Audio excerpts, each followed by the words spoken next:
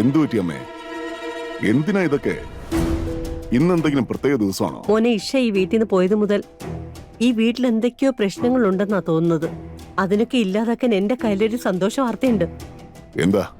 ഇന്ന് ഏകാദശിയല്ലേ? ഏകാദശി ദിവസം ഇതുപോലൊരു വിരുന്ന് വരാനിരിക്കുന്ന ഭാവി സന്താനത്തിന്റെ പേരിലാ.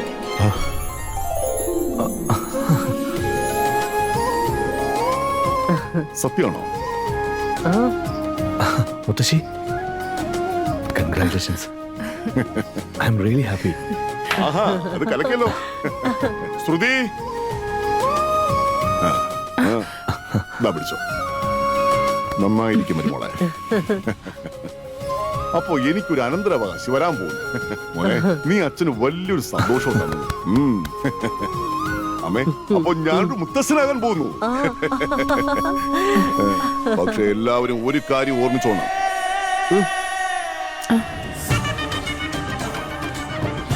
ഇനി മുതൽ ഈശയുടെ പേര് പോലും ഈ വീട്ടിൽ ആരും ഉച്ചരിച്ചു പോകരുത്. മറ്റുള്ളവർക്ക് വേണ്ട സേവനമൊക്കെ കഴിഞ്ഞെങ്കിലേ അവനവന്റെ ആൾക്കാരെ കൂടെ ഒന്ന് ഓർക്ക്. ആശുപത്രിയിൽ അമ്മ വിശപ്പും ദാഹമായിട്ട് ഇരിക്കുകയായിരിക്കും. എനിക്കിവിടെ വീട്ടിൽ പണിയില്ലായിരുന്നെങ്കിൽ ഞാൻ തന്നെ ഇത് ഹോസ്പിറ്റലിൽ കൊണ്ടുപോയി കൊടുത്തേനെ, ദേ ഈ പാത്രത്തോടെ. ശരി ഏട്ടത്തി, ഞങ്ങൾ തന്നെ കൊണ്ടുപോയി കൊടുക്കാം. ഇഷേട്ടത്തി എന്തായാലും മരുന്ന് കഴിച്ചിട്ട് ഉറങ്ങുന്നുണ്ടല്ലോ. മരുന്ന് കഴിച്ചുകൊണ്ട് അവർക്ക് പെട്ടെന്ന് സുഖമാവൂന്നാ തോന്നുന്നേ. ആ ശരി, പോയിട്ട് വരാം. വാ. ഇന്ന് ഈ വീട്ടിലെ മഹാരാജ്ഞിയുടെ അവസാന ദിവസമായിരിക്കും. അടിപൊളിയായിരിക്കും. ഇന്ന് അമ്മയ്ക്ക് നല്ല ആശ്വാസം തോന്നുന്നുണ്ടല്ലോ. അമ്മ ഇവിടെ അഡ്മിറ്റ് ആയ ദിവസം മുതൽ എനിക്ക് ഉറക്കമില്ലായിരുന്നു. ചേട്ടാ, ഇതെന്താ വീട്ടിൽ നിന്ന് ആരും ഭക്ഷണമൊന്നും കൊണ്ടുവരാത്തത്? ഫോണൊന്നും എടുത്ത് ഞാൻ വിളിക്കാം.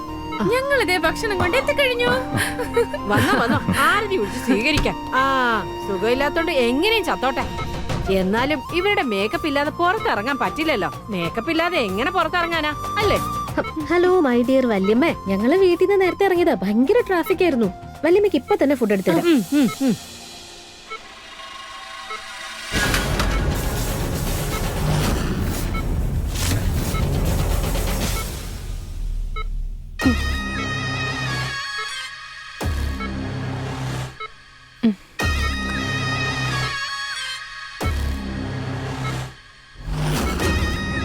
ആ ക്ലിപ്പ് ആരും ശ്രദ്ധിച്ചില്ല എന്നുണ്ടെങ്കിൽ എൻ്റെ ഭാര്യ കഷ്ടപ്പെട്ടത് മുഴുവനും വെറുതെ ആവും.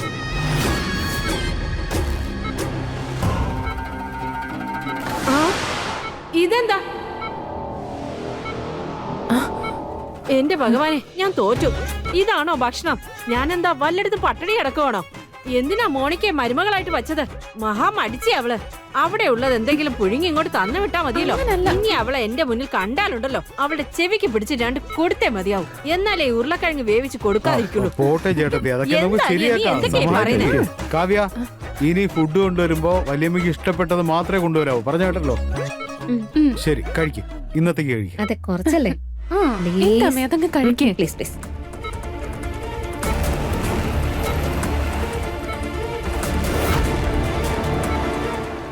അല്ല, ഇതെന്താ ഈ കിടക്കുന്നേ?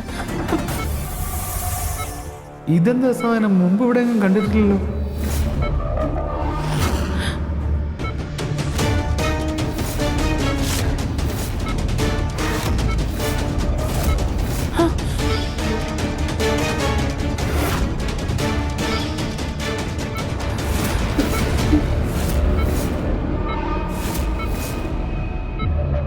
നോക്കട്ടെ.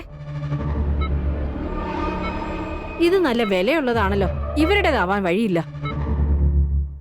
ഇത് ആരുടെയാ? ഇത് എവിടുന്നാ കിട്ടിയത്? എന്റെ മോണിക്ക മടിച്ചാണെന്ന് ആരാ പറഞ്ഞത്? ഇപ്പൊ കണ്ടില്ലേ എന്ത് ബുദ്ധിപരമായിട്ടാ അവള് നീങ്ങിയിരിക്കുന്നേ. ഇനിയിപ്പോ ഈ പെമ്പിളർക്ക് സത്യം പറഞ്ഞേ പറ്റും. ഇത് ആരുടെ ആയിരിക്കും? ഇത് ആ അഹങ്കാരി പെണ്ണ് ഇഷയുടെ ആണെന്നാണല്ലോ തോന്നുന്നത്.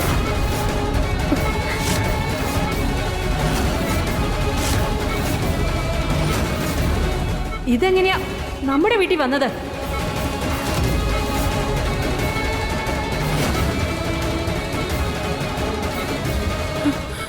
ചേട്ടത്തി, നിങ്ങളൊന്ന് സമാധാനമായിട്ടിരിക്കും.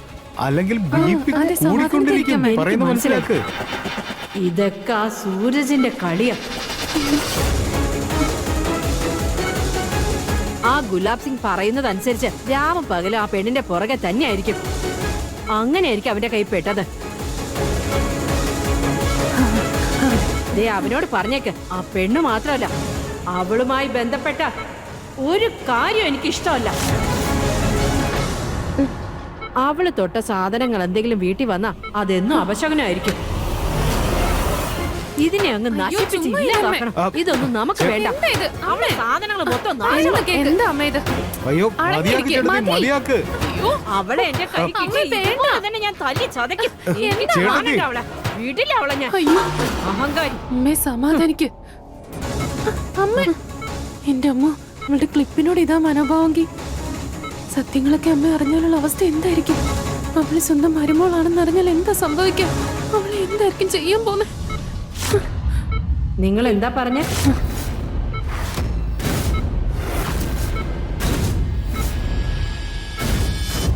ആരാ വീട്ടിൽ വന്നിരിക്കുന്നേ? ആരുമില്ല ആരുമില്ല. എടി ഇങ്ങോട്ട് വന്നേ. എന്റെ മുഖത്തേക്ക് നോക്കിയേ. എന്താ നീ ഒളിച്ചു വെക്കുന്നേ? അമ്മേ അത് അവളൊന്നും ഒളിപ്പിക്കുന്നില്ല. അല്ല റിയ പറയായിരുന്നു ഈ ഇഷയുടെ ക്ലിപ്പിനോട് തന്നെ വല്യമ്മയ്ക്ക് ഇത്രയും വെറുപ്പാണെങ്കിലേ അവൾ എപ്പോഴെങ്കിലും നിങ്ങളുടെ മുന്നിൽ വന്ന എത്ര ദേഷ്യമായിരിക്കും. ആ ദേഷ്യം വരില്ലേ? ഇവരുടെയൊക്കെ മുഖത്ത് എന്തൊക്കെയോ രഹസ്യങ്ങൾ ഒളിച്ചിരിപ്പുണ്ട്. എന്തോ സംഭവിച്ചിട്ടുണ്ട്. അവരത് എന്നിൽ നിന്ന് ഒളിച്ചു വെക്കുക. അത് മനസ്സിലാക്കിയേ പറ്റും വീട്ടിൽ എന്താ സംഭവിക്കുന്നത്.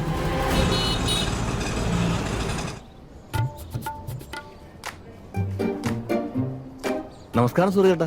വരൂ വരൂ, ലേറ്റസ്റ്റ് കളക്ഷൻ വന്നിട്ടുണ്ട്. ഇന്നലെ എത്തിയുള്ളൂ. നോക്കിയേ, സൂപ്പർ ടീഷർട്ട്.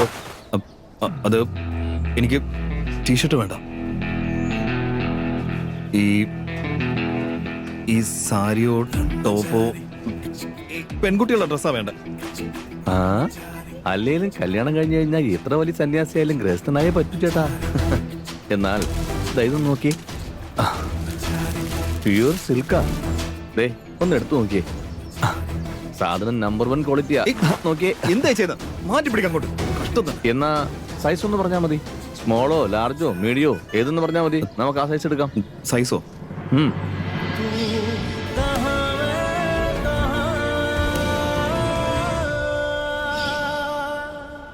ചേട്ടത്തിയായിട്ട് ഇപ്പോഴും സെറ്റ് ആയില്ലെന്ന് തോന്നുന്നു അല്ലേ? തെണ്ടിത്തരം പറഞ്ഞ ഒറ്റ ഒരെണ്ണം ഇട്ട് തരും, പറഞ്ഞേക്കാം. പോട്ടെ, ഒരു കാര്യം ചെയ്യും.